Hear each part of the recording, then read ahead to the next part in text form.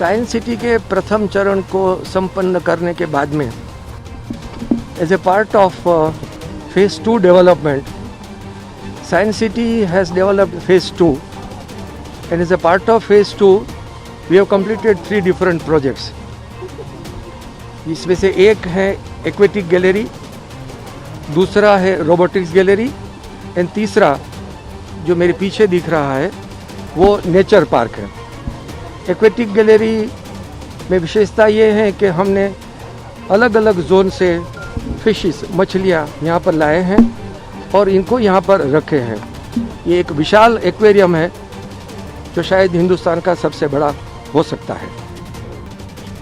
इसके बाद में रोबोटिक्स गैलरी है। रोबोटिक्स गैलरी के अंदर रोबोट का रोज प्रतिदिन की दिनचर्या में कैसे इस्तेमाल किया जा सकता है, रोबोट हमको किस किस विषय में उपयोग में आते हैं, इसका सब निदर्शन वहाँ पर किया है। करीब करीब 79 डिफरेंट प्रकार के भिन्न प्रकार के रोबोट और कुल मिलाकर के 200 से अधिक रोबोट वहाँ पर रखे गए हैं जो डिफेंस में, रिसर्च में, रेस्क्यू में, खेतीबाड़ी में, मेडिसिन में, दवाई में, वो सब विभिन्न क्षेत्रों में किस तरह से इसका उपयोग किया जाता है वो सब दिखाया गया है।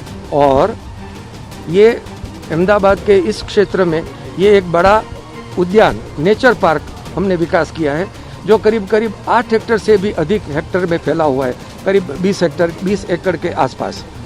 इसके अंदर बहुत कुछ चीज़ ध्यान में रखते हुए जैसे चिल्ड्रंस का प्ले एरिया है, बाम्बू मिस्ट टनल है, उसके बाद में यहाँ पर चेस एंड योगा के लिए भी थोड़ा सा प्रावधान किया गया है। इसके अलावा यहाँ पर डिफरेंट कलर गार्डन है, डिफरेंट एक ऑक्सीजन पार्क भी है और इस प्रकार से है। और उसके अलावा मधुमक्खी का छत्ता एवं टर्माइट का एंट, ये दोनों का क्रॉस सेक्शन लेते हुए उसकी क्या विशेषता है ये भी दिखाया गया है। साइंस सिटी का मूलभूत उद्देश्य मनोरंजन के साथ विज्ञान देने के लिए है। एड्यूटेनमेंट इज अवर मोटो। सो घूमे फिरे, प्रकृति का आनंद ले और साथ साथ में वैज्ञानिक अभिगम को भी संतुष्ट कर पाए, ऐसा अभिगम करके ये पार्क बनाया गया है। यहाँ पर कुल मिलाकर के 68 टैंक्स हैं जिसमें American zone, African zone, Indian zone, विभिन्न प्रकार के जोन से मछलियाँ लाए गए हैं, यहाँ पर रखे गए हैं। और इसकी एक विशेषता ये है कि ये मीठे पानी के जलचर सृष्टि एवं ब्रेकिश वाटर की भी मछलियाँ यहाँ पर है और तीसरा समुद्री पानी की भी मछलियाँ यहाँ पर है।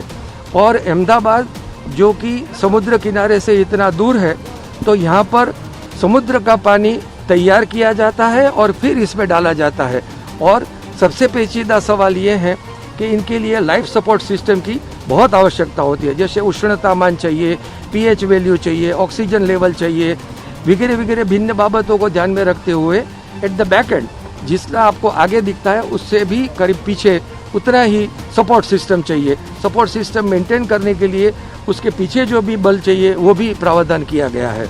और एक विशेषता ये है कि यहाँ पर बच्चे अपने आप अपनी फिश तैयार कर सकते हैं जो स्क्रीन पर दिखाई देगी।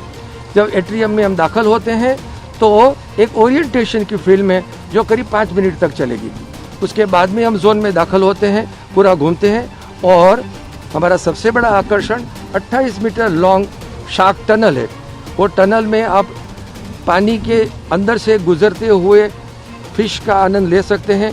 बाहर आके एक बड़ा सा एक्रिलिक का बोर्ड है, पैनल है वहाँ से भी आप फिश देख सकते हैं। और पहली मंजिल पर जा कर के आप ऊपर से भी नीचे का नज़ारा ले सकते हैं।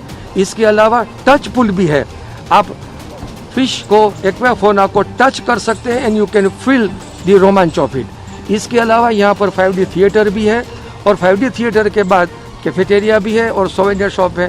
Then you can have the memorabilia and leave the place. Thank you. Robotics की क्या खास बात है? रोबोटिक्स में जैसे मैंने आपको बताया कि 79 भिन्न प्रकार के रोबोट्स हैं और वो मेडिसिन के काम में कैसे आता है, खेतीबाड़ी के काम में कैसे आता है, अगर भूकंप हो जाए और मकान गिर गया हो तो रिसर्च रेस्क्यू ऑपरेशन कैसे किया जाता है, ये सब चीज़ें यहाँ पर दिखाई है।